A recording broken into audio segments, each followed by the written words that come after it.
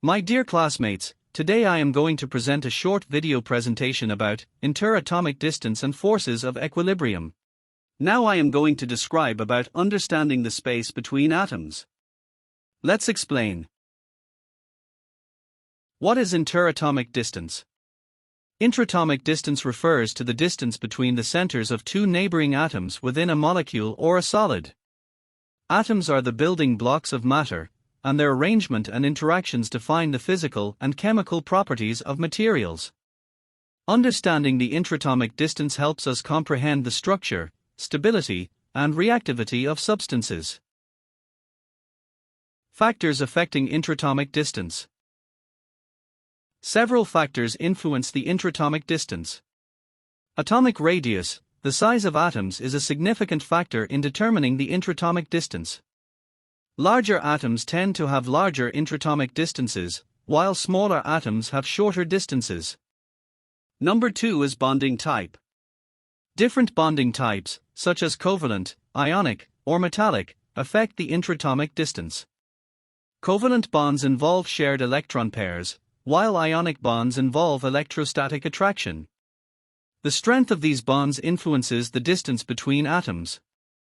Number 3. Crystal structure. In crystalline materials, atoms are arranged in an ordered and repeating pattern. The crystal structure affects the intraatomic distance by determining the arrangement and coordination of atoms. Number 4. External conditions. Temperature and pressure also play a role in altering intraatomic distances. For example, increasing temperature may cause atoms to vibrate more vigorously, leading to an expansion in intraatomic distance. Measuring intraatomic distance. Scientists have developed various techniques to measure intraatomic distances, allowing us to gain insights into the atomic world. Here are a few commonly used methods. X-ray diffraction. This method uses X-rays to study the diffraction pattern produced when X-rays pass through a crystalline material. By analyzing the diffraction pattern, we can determine the intraatomic distances within the crystal. Scanning tunneling microscopy, STM is a powerful tool that allows scientists to visualize and manipulate individual atoms on a surface. By scanning a sharp tip across the surface and measuring the quantum tunneling current, STM can provide atomic-level resolution, enabling precise measurements of intraatomic distances. Neutron scattering. Neutrons are used to study the scattering pattern produced when they interact with atomic nuclei. By analyzing the scattering data, scientists can infer intraatomic distances and gain information about the structure of materials. Let's talk about applications of intraatomic distance. Materials science. Understanding intraatomic distances helps in the design and development of new materials with specific properties. By manipulating intraatomic distances, scientists can modify material properties like conductivity, strength, and magnetism. Drug design. In pharmaceutical research, knowledge of intraatomic distances is crucial for studying the interactions between drugs and biological targets. Determining the optimal intraatomic distances can help in designing effective and safe drugs. Nanotechnology. Intraatomic distance plays a vital role in nanoscale systems. Controlling intraatomic distances is essential for developing nanomaterials and nanodevices with unique properties and applications, such as in electronics, energy storage, and medicine. Now we are going to talk about forces of equilibrium. What are the forces of equilibrium? Forces of equilibrium refer to the condition where the net force acting on an object is zero.